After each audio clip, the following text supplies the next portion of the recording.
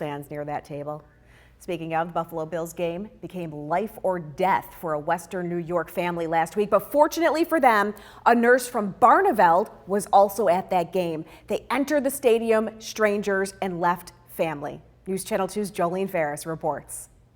Candice Dodge and her father Brian took this selfie at last Thursday's Buffalo Bills home game. Just a few minutes later, Brian sat to answer a text.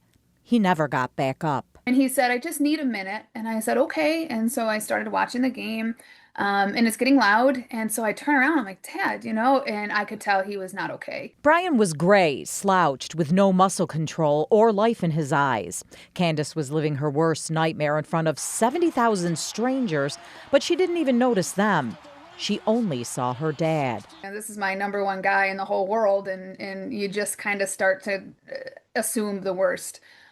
So I was facing him with his face in my hands, just saying, Dad, Dad, Dad, come back. Danielle Johnson, a nurse from Barneveld, was also at the game on her way to the restroom when she saw the commotion. He was like gray and just slouching over.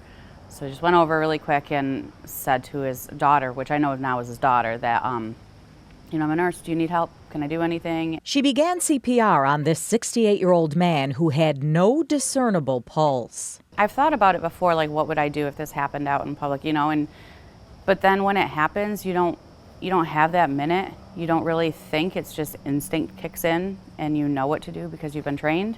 It was like someone flipped the switch back on. So he came back and sat up just like nothing happened. I took a nap. Thank you. So you don't remember any pain or discomfort? Zero. And Danielle went back to her seat. My friend said, "Where have you been? You missed the first touchdown."